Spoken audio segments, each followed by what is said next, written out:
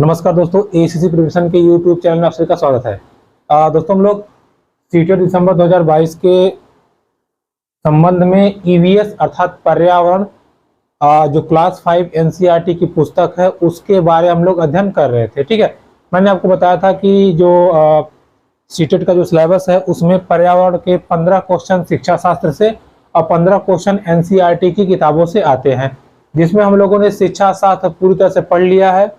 NCERT की class 3 और 4 की जो पुस्तक है उसके बारे में हम लोगों ने चर्चा कर लिया है। ठीक है, तो अब जो हमारा चल रहा है वो क्या चल रहा है, क्लास 5 के बारे में हम लोग अध्ययन कर रहे थे, जिसमें हम लोग आज के टॉपिक पे चर्चा करेंगे। तो चलिए ज़्यादा समय ना गंवाते हुए हम लोग अपने अगले टॉपिक पे चलते हैं।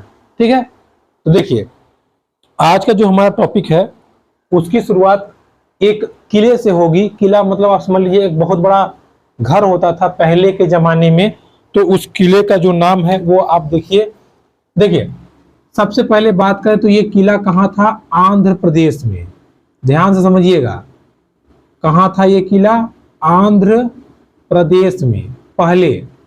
लेकिन समय के साथ आंध्र प्रदेश का बंटवारा हो गया, तो ये जब आंध्र प्रदेश का बंटवारा हुआ तो ये किला चला गया तेलंगाना में। कहाँ पे, तेलंगाना में। ठीक है, तो इस समय ये किला तेलंगाना राज्य में है और इस किले का नाम है गोलकुंडा।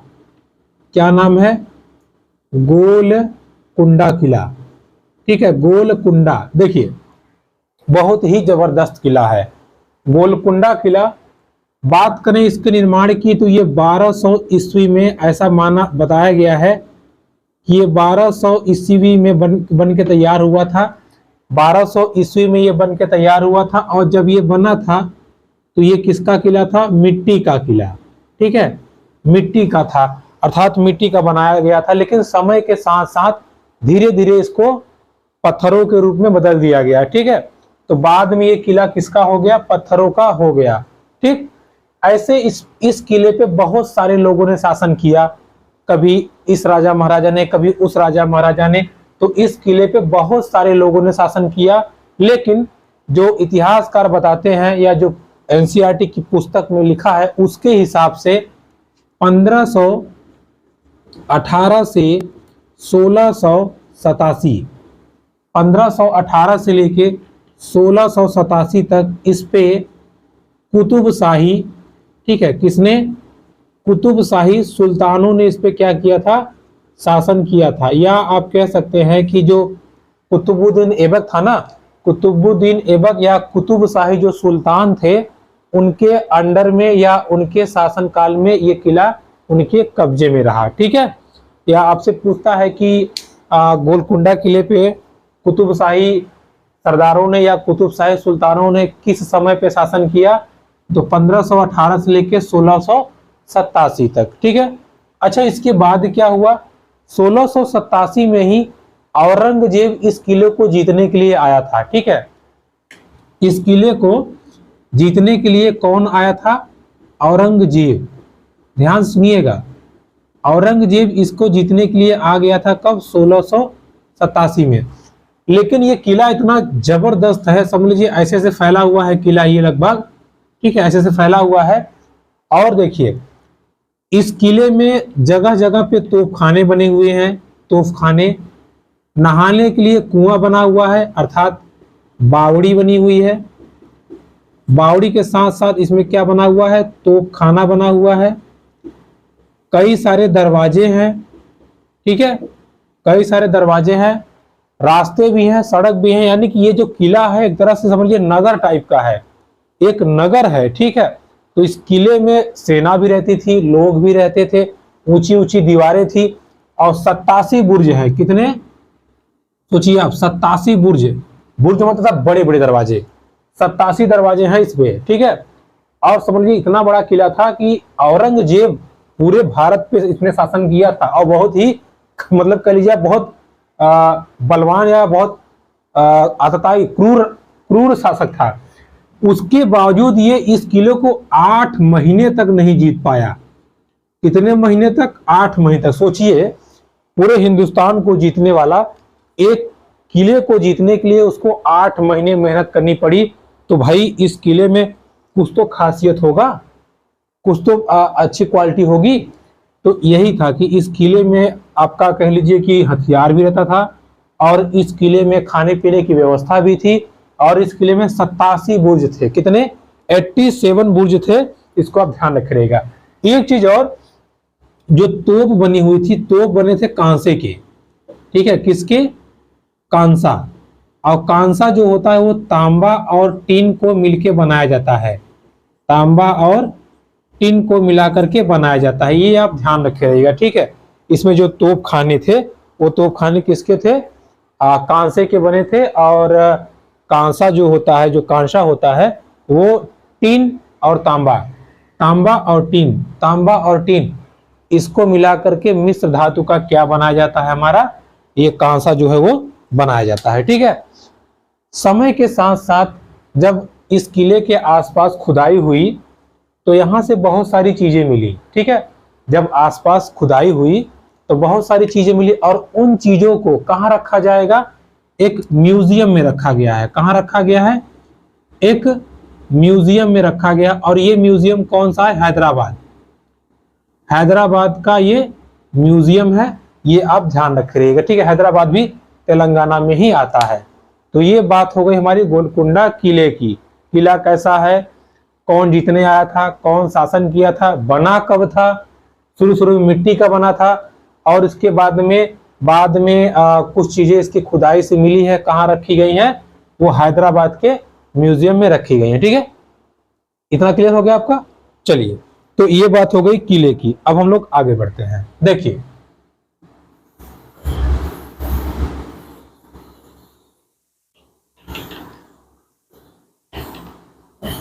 इसके बाद में अब जब इस पाठ में आप आगे बढ़ेंगे या टॉपिक के आगे चलेंगे, तो अब चर्चा की गई है सुनीता विलियम्स की। छोटा टॉपिक है, बस आपको एक दो क्वेश्चन देख के निकल जाने हैं। देखिए, सुनीता विलियम्स की इसमें बात की गई है। ये कौन थी? देखिए, ये एक भारतीय महिला थी, और इन्होंने अंतरिक्ष की यात्रा की है। कहाँ की यात्रा की है? अंतरिक्ष की, ठीक है। ये बताती है कि अंतरिक्ष की इन्होंने यात्रा की थी, और 360 किलोमीटर, सोचिए आप, अगर ये पृथ्वी है तो ये पृथ्वी से 360 किलोमीटर दूर अंतरिक्ष में ये घूम के आई थी। कौन? सुनीता विलियम्स। तो सुनीता विलियम्स कौन है? एक भारतीय महिला है जिन्होंने स्पेस में अर्थात अंतरिक्ष में सफलतापूर्वक अपनी यात्रा पूरी की थी। लेकिन इनसे पहले भी एक महिला है, कौन? उनका नाम है कल्पना चावला। क्या नाम है? कल्पना चावला। इन्होंने भी स्पेस में यात्रा की थी, लेकिन दुर्भाग्यवश वापस लौटते हुए इनकी एक दुर्घटना में क्या हो गई थी? मृत्यु हो गई थी, ठीक है। तो आपसे पूछ सकता है कि अंतरिक्ष यात्री निम्नलिखित में से कौन है? तो अगर इनका नाम है तो ये भी है, और सुनीता विलियम्स भी हैं। हाँ, सुनीता विलियम्स जो है वो सफलतापूर्वक पूर्ण कर ली थी, उनके साथ कोई अनहोनी नहीं हुई थी। लेकिन जो कल्पना जी हैं, इनकी दुर्भाग्यपूर्ण इनकी क्या हो गई थी? मृत्यु हो गई थी, ठीक है। तो इतना आपको ध्यान रखना है। साथ ही साथ इसमें एक टॉपिक और बताया गया है कि चंद्रमा पर सबसे पहला व्यक्ति जिसने कदम रखा था, वो कदम कब रखा था? 1969 में, और उस व्यक्ति का नाम है नील आर्मस्ट्रांग। क्या नाम है? नील आर्मस्ट्रांग, ठीक है। नील आर्मस्ट्रांग जो व्यक्ति था, उसने चंद्रमा पे सबसे पहले कदम रखा था। ये आप ध्यान रखे रहिएगा, कब रखा था? 1969 में, ठीक है, याद रहेगा। देखिए, थोड़ा अलग टॉपिक था, इसलिए थोड़ा सा आपको गड़बड़ लग रहा होगा, बट कोई बात नहीं, एक बार आप ध्यान रख दीजिएगा। अच्छा, सुनीता विलियम्स जो सफलतापूर्वक यात्रा पूरी की थी, और उसके बाद में कल्पना चावला जिनकी एक दुर्घटना मृत्यु हो गई थी। बाकी नील आर्मस्ट्रांग जो चंद्रमा पे या मून पे कदम रखने वाला पहला व्यक्ति था। क्लियर रहेगा? चलिए, अब आगे बढ़ते हैं। देखिए, इसमें एक चीज और ध्यान रखे रहिएगा। देखिए, जब सुनीता विलियम्स अंतरिक्ष में गई तो इन्होंने देखा कि कुछ पिंड हैं, ठीक है, पिंड मतलब बहुत बड़े बड़े आकाशीय पिंड हैं। लेकिन जब वो पृथ्वी पे आते हैं या पृथ्वी के वायुमंडल में आते हैं तो घर्षण के कारण जलने लगते हैं, जलने लगते हैं। इनको इन्होंने क्या नाम दिया? उल्का पिंड। क्या नाम दिया? उल्का पिंड। ठीक है, क्या नाम दिया? उल्का पिंड। तो आप ये भी ध्यान रखिएगा, उल्का पिंड क्या है? जो घर्षण के कारण या वायुमंडल के संपर्क में आने से जलने लगते हैं। कौन? उल्का पिंड। तो कभी कभी ये धरती पर भी आ जाते हैं, कभी कभी ऊपर ही जल के खत्म हो जाते हैं। ठीक है, इसी को हम लोग करते हैं टूटता तारा। जैसे हम लोग देखते हैं ना, अचानक से एक बिजली चमकती, ओ तरई टूटी थी। ठीक है, तो ये होता है टूटता तारा। इसको टूटता तारा भी कहा जाता है या इसको उल्का पिंड भी कहा जाता है। ये आप ध्यान रखिएगा। ठीक है, इस टॉपिक से ये जो इतना टॉपिक था हमारा, ये यहाँ पे समाप्त होता है। चलिए अब आगे बढ़ते हैं। देखिए, इसके आगे बात की जाए तो अब देखिए भाई, अगर सुनीता विलियम्स जी या कल्पना चावला जी या नील आर्मस्ट्रांग ऊपर जब गए थे यानी कि अंतरिक्ष में, तो ईंधन से गए होंगे, ऑब्वियस सी बात है, यानी कि तेल से गए होंगे। तो देखिए, अगला जो हमें पढ़ना है, तेल के बारे में ही पढ़ना है। ठीक है, तेल में जैसे आपका क्या हो गया? पेट्रोल हो गया, डीजल हो गया, पेट्रोल, डीजल, केरोसिन हो गया, केरोसिन हो गया, एलपीजी हो गया, लिक्विड पेट्रोलियम गैस। एलपीजी के बाद में मोम हो गया, मोम के बाद में आपका कह लीजिए कि कोल तार लीजिए, या फिर ये सब जो ये सारे के सारे जो तेल हैं वो कच्चे तेल हैं। तो देखिए, आपसे पूछता है तेल क्या है? तो तेल एक गहरे रंग का तरल पदार्थ है। क्या है? गहरे रंग का गाढ़ा पदार्थ है या गाढ़ा तरल पदार्थ है। ठीक है, तो पेट्रोल जो है, पेट्रोल, डीजल या कह लीजिए आप एलपीजी, ये सब क्या है? ये सब आपके एक गहरे रंग के क्या है? ये तरल पदार्थ है। अच्छा, अब पेट्रोल डीजल कहाँ होता है? ये होता है वाहन में या गाड़ियों में। और गाड़ियां कहाँ चलती हैं? हाईवे पे। तो हाईवे पे चलती हैं। ये किताब पुस्तक की जैसे जैसे पुस्तक में लिखा है वैसे वैसे मैं आपको बता रहा हूं। तो वो लिखा है कि गाड़ियां कहाँ चलती है? हाईवे पे। और हाईवे को हिंदी में क्या बोलते हैं? राजमार्ग। ठीक है, हाईवे को हिंदी में क्या बोलते हैं? राजमार्ग। हाईवे को क्या बोलते हैं? राजमार्ग। याद रहेगा, हाईवे को क्या बोलते हैं हिंदी में? राजमार्ग। क्लियर? अब देखिए, इसी टॉपिक से हम लिंक अप करके एक नया टॉपिक बनाएंगे। देखिए, अगला टॉपिक क्या है? देखिए, इसमें एक आदमी होता है। ठीक है, अब वो आदमी अपनी मोटरसाइकिल ले लेता है। ठीक है, और उसकी मोटरसाइकिल का नाम क्या था? लोनर। क्या था? लोनर। अब जरा ध्यान समझिए, लोनर, लोनर, लोन यानी कि एलोन आ रहा है ना, एलोन। एलोन मतलब होता है अकेला। तो लोनर का अर्थ भी होता है अकेला रहने वाला। ठीक है, लोनर का मतलब होता है अकेला रहने वाला। लेकिन इस कहानी में जो आदमी होता है उसकी मोटरसाइकिल का नाम होता है लोनर। क्या नाम होता है? लोनर। ठीक है, अब देखिए, अपनी लोनर को लेके वो चलता है घूमने। कहां? वो रहता है मुंबई में। अब आप नक्शे में देखिए, मुंबई से जाता है वो ऐसे घूमते घामते घूमते घामते जाता है दिल्ली। मतलब ऐसे अगर आप भारत का मैप देखें, भारत का अगर मैप देखें तो ये ऊपर का हिस्सा होता है। ठीक है, फिर थोड़ा सा ये राजस्थान का हिस्सा होता है, फिर आप इधर आ जाइए, यहीं कहीं दिल्ली है। तो ये चलता कहाँ से? मुंबई से। इसको जाना था दिल्ली, लेकिन थोड़ा सा ये घूम घाम के आता है। ठीक है, मतलब पहले जाता है इधर हिमाचल प्रदेश मनाली होके, तब ये कहाँ आता है? मुंबई आता है। लेकिन ये बताता है कि मैं कैसे कैसे गया और क्या क्या मेरे साथ घटित हुआ। तो उसी चीजों को हम यहाँ पे अपने टॉपिक के रूप में समझेंगे। ठीक है, देखिए, जब ये निकलता है तो ये बताता है कि जब मैं पूरे मुंबई से कहाँ पे? दिल्ली। मुंबई से जब मैं दिल्ली गया था तो इसके बीच की दूरी कितनी थी? 1400 किलोमीटर। कितनी दूरी थी? 1400 किलोमीटर। तो पहले चीज आपको यही याद रखना है कि मुंबई से दिल्ली तक की दूरी कितनी है? 1400 किलोमीटर। मुंबई से दिल्ली तक की दूरी कितनी है? 1400 किलोमीटर। ठीक है, मुंबई से दिल्ली तक की दूरी कितनी है? 1400 किलोमीटर। अच्छा, अब देखिए जरा इसको यहीं पे थोड़ी देर के लिए, 1 मिनट के लिए पॉज कर लीजिए। भाई इंसान है, थोड़ी सी भूल हो जाती है, एक टॉपिक छूट गया। अभी जब हम लोग पढ़ रहे थे तेल के बारे में, तो देखिए तेल से प्लास्टिक बनता है। क्या बनता है? प्लास्टिक बनता है। और तेल से ही क्या बनता है आपका? पेंट बनता है। क्या बनता है? पेंट। ये आप ध्यान रखिएगा, तेल से क्या बनता है? प्लास्टिक, और तेल से क्या बनता है? पेंट। तेल से प्लास्टिक, तेल से आपका क्या बनता है? पेंट। तेल से प्लास्टिक और तेल से क्या बनता है आपका? पेंट। इसको आप ध्यान रखिएगा। अब आगे देखते हैं।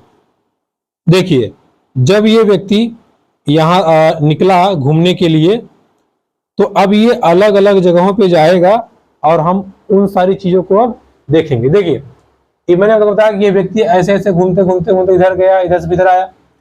तो ये व्यक्ति ऐसे घूमते घूमते कहाँ गया? ऊपर गया लद्दाख में। कहाँ गया?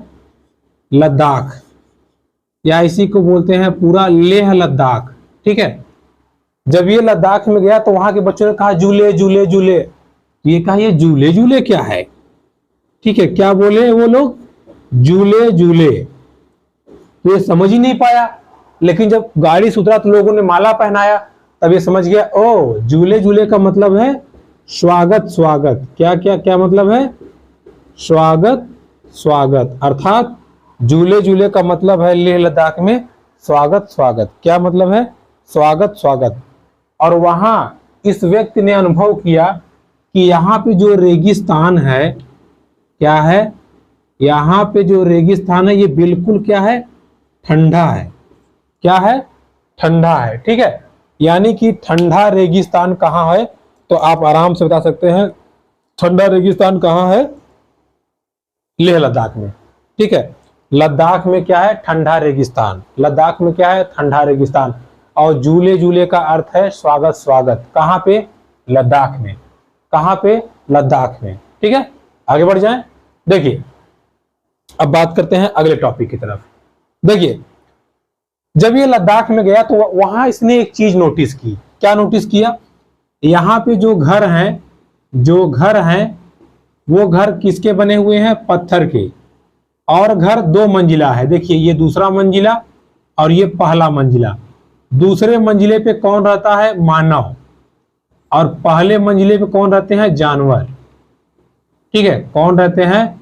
जानवर।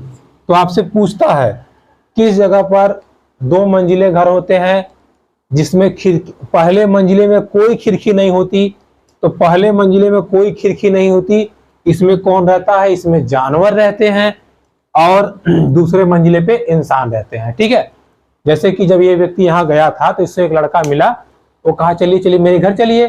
तो जब उसके घर गया तो देखा अरे लोग ऊपर रह रहे हैं, और नीचे देखा उसने जानवर रह रहे हैं। उसने कहा अच्छा अच्छा, मतलब तुम लद्दाख में ऐसे घर भी होते हैं जो 2 मंजिले होते हैं, ऊपर वाली मंजिल पे मानव रहते हैं और नीचे वाली मंजिल पे जानवर रहते हैं। ठीक है, यानी कि फर्स्ट फ्लोर पे मानव और सेकंड फ्लोर पे कौन रहते हैं? फर्स्ट कहना उचित नहीं होगा, ग्राउंड फ्लोर। ग्राउंड फ्लोर पे जानवर और फर्स्ट फ्लोर पे कौन रहता है? मानव या इंसान वहां पे रहते हैं। ठीक है, याद रहेगा आपको, बोलेगा नहीं।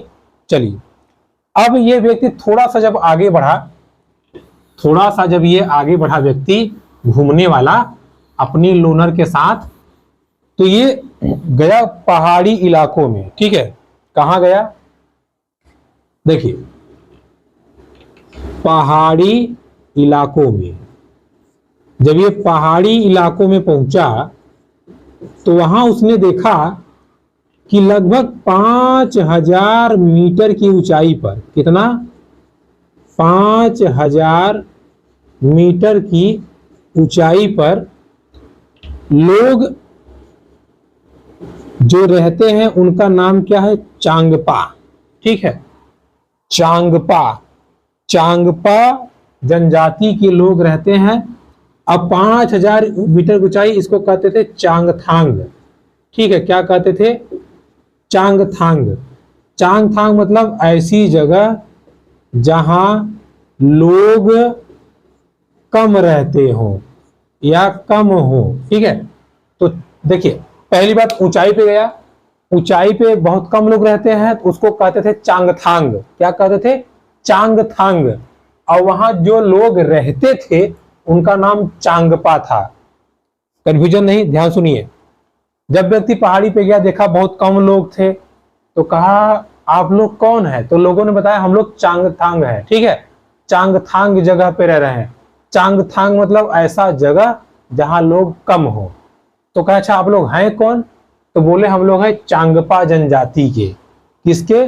चांगपा जनजाति के। कहें आप लोग पहाड़ी इलाकों में हैं, एक तो ऊंचाई पे हैं, आपने सुना होगा कि पहाड़ों पे ठंड लगती है ना, क्योंकि हवा लगता है। तो कहें आप लोग यहाँ हैं, इतनी ठंड पड़ रही है, आप लोग कैसे रहते हैं? कहें कोई दिक्कत नहीं है, ये ठंड ही क्या, हम लोग तो -40 सेंटीग्रेड में भी रह लेते हैं। कहें अरे बाप रे, कैसे -40 सेंटीग्रेड आप लोग कैसे रह लेते हैं? कहें है ना हमारे पास। कहें क्या? कहें हमारे पास पश्मीना शाल है जिसकी मदद से हम लोग यहाँ रह लेते हैं। कहें अच्छा कैसे? कहें ये जो पश्मीना शाल है ना, जो हमारी ये पश्मीना शाल है वो 6 स्वेटर के बराबर है। कहें अरे बाप रे बाप, 6 स्वेटर के? कहें हाँ 6 स्वेटर के बराबर है। और ये बनती कैसे है?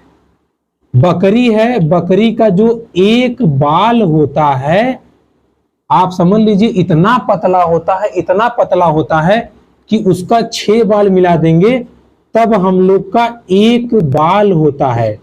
यानी कि हम लोग का एक बाल, बकरी का 6 बाल, और उसी के बालों से मेहनत करके 250 घंटे में, यानी कि लगभग 10 दिन में, कितने दिन में?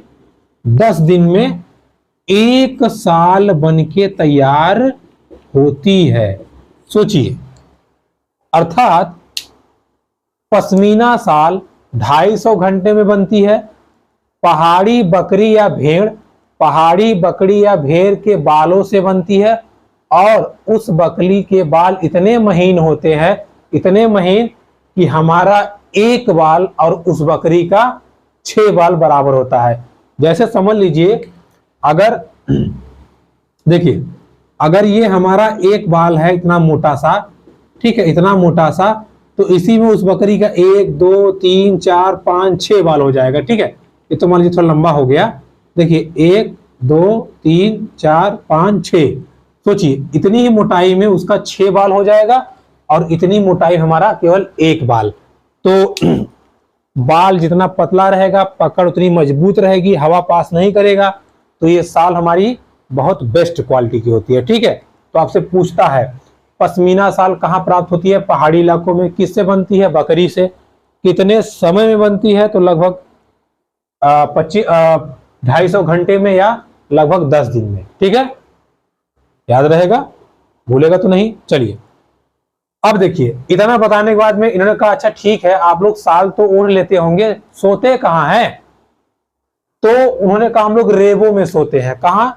रेबो में। रेबो में। कहीं रेबो क्या है? कह अरे यार तंबू, तंबू मतलब टेंट में सोते हैं। अच्छा अच्छा टेंट है? कह हाँ हाँ टेंट तो मेरे पास भी है। तो यहां पर इस यात्री ने क्या सीखा? ये सीखा कि पहाड़ी इलाके में चांगपा जनजाति के लोग होते हैं जो बकरी पालते हैं या भेड़ पालते हैं। उन बकरी या भेड़ के बाल से पश्मीना शाल बनती है जो लगभग 250 घंटे में बनती है, और उस बकरी का 6 बाल हम लोग के एक बाल के बराबर होता है। साथ ही साथ ये जो स्वेटर की जो शाल की क्वालिटी होती है, एक साल बराबर 6 स्वेटर होते हैं। याद रहेगा आपसे, कोई दिक्कत नहीं है, भूलेगा तो नहीं। चलिए हम लोग आगे बढ़ते हैं। कहाँ गया ये? देखिए एक चीज और ध्यान रखिएगा, ये -40 सेंटीग्रेड पे भी ये शाल काम करती है, या -40 सेंटीग्रेड पे वो बकरी जिंदा रह सकती है। ठीक है, चलिए अब ये व्यक्ति घूमते घामते कहां पहुंच गया? पहाड़ी इलाकों से लेह लद्दाख से होते हुए पहुंच गया जम्मू कश्मीर श्रीनगर में। कहां पहुंच गया? देखिए JNK मतलब समझ जाइएगा, जम्मू कश्मीर। कहां पहुंच गया ये? श्रीनगर। कहां पहुंच गया? श्रीनगर। देखिए श्रीनगर से हम लोग थोड़ा बहुत परिचित भी हैं। जब ये श्रीनगर पहुंचा तो वहां इसने क्या देखा, डल झील, क्या देखा, डल झील और झेलम नदी। क्या देखा इसने, डल झील और झेलम नदी। इसने कहा यार हमको झील पार करा दो, कहें आ जाओ नाव में बैठ जाओ। जब ये नाव में बैठा तो कहें इस नाव का नाम क्या है, कहें देखो इस पे हम बैठ के मछली भी मार सकते हैं, यात्रियों को घुमा भी सकते हैं। तो इस नाव का क्या नाम हो गया, शिकारे नाव। क्या नाम हो गया, शिकारे नाव। फिर ये नाव में घूमते हुए देखा कि एक पूरा बड़ा सा घर ऐसे आ रहा था। कह रहे भैया घरवा कैसे तैर रहा है, कह रहे यार ये घर नहीं है, यह है हाउस बोट। क्या है, हाउस बोट। क्या है, हाउस बोट, अर्थात नाव पे बना घर। कहीं तो बहुत लंबा है, कहे हाँ ये लगभग 80 फीट लंबा होता है। कितना लंबा, 80 फीट, और लगभग 8 से 9 फीट चौड़ाई इसकी होती है। कितनी चौड़ाई होती है, 8 से 9 फीट इसकी चौड़ाई होती है। ये आप ध्यान रखे रहिएगा, ठीक है। तो हाउस बोट की लंबाई कितनी होती है, लगभग 80 फीट, और चौड़ाई कितनी होती है, 8 से 9 फीट। फिर जब ये कहा थोड़ा पास ले चलो हमको देखना है, कहे चलो देख लो। जब ये थोड़ा सा पास गए तो इन्होंने देखा कि उस नाव में बहुत सारा डिजाइन बना हुआ था, ठीक है। तो ये भी आप ध्यान रखिएगा कि नाव में या हाउस बोट में डिजाइन बने होते हैं, ठीक, इसको आप ध्यान रखिएगा। और कहें कि डिजाइन का नाम क्या है, देखिए तो हाउस बोट में जो डिजाइन बना होता है, जो डिजाइन, उस डिजाइन का नाम होता है खत्म बंद। खत्म बंद। और उसी में जिग्सा पजल भी बना होता है, ठीक है। क्या था, जिग्सा पजल, ये आप ध्यान रखे रहिएगा। तो आपसे पूछता है कि खत्म बंद और जिग्सा पजल किस प्रकार के नाव में या कहाँ की नाव में देखने को मिलते हैं। तो भाई इतना बड़ा नाव है तो कुछ ना कुछ डिजाइन बनेगा ही। जैसे अगर बड़ा घर है तो लोग कहते हैं यहाँ एक कुर्सी डाल दो, वहां 2 सोफा डाल दो, दीवार में टीवी लगा दो।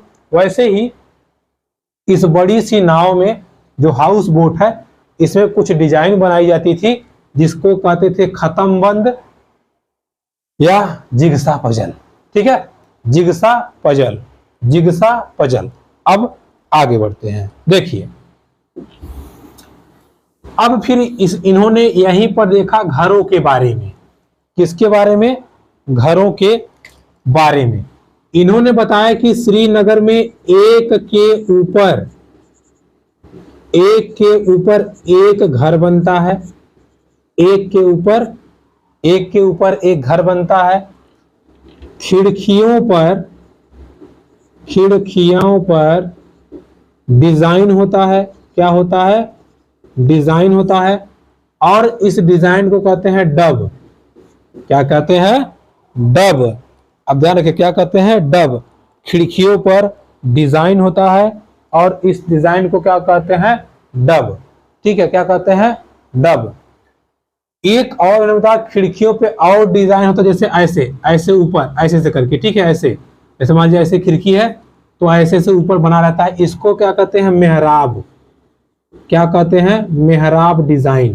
तो आपसे पूछे कहाँ के घरों में डब, कहाँ के घरों में डब, या कहाँ के घरों को खिड़कियों को डब कहा जाता है, तो जम्मू कश्मीर श्रीनगर, यानी कि श्रीनगर में जो घर होते हैं वहां की खिड़कियों को डब कहा जाता है, या उस पे जो डिजाइन बनी होती है डब कहा जाता है। साथ ही साथ कुछ और डिजाइन होती है जिसको कहते हैं मेहराब। तो मेहराब और डब का संबंध खिड़कियों की डिजाइन से है या घरों की डिजाइन से है, जो जिनका संबंध कहाँ होता है, श्रीनगर में। और ये जो घर होते हैं एक के ऊपर एक, ये पत्थरों को काट कर बनाए जाते हैं। ये आप ध्यान रखिएगा, पत्थरों को काट के घर कहाँ बनाए जाते हैं, जम्मू कश्मीर में। खिड़कियों को क्या कहा जाता है, डब, और खिड़कियों पे जो डिजाइन बना होता है उसको क्या कहा जाता है, मेहराब, ठीक है। तो ये थी आज की हमारी वीडियो। अगर आपको वीडियो पसंद आए तो please like, comment, share and subscribe my YouTube channel. मिलते हैं आपसे नेक्स्ट वीडियो में, तब तक के लिए नमस्कार।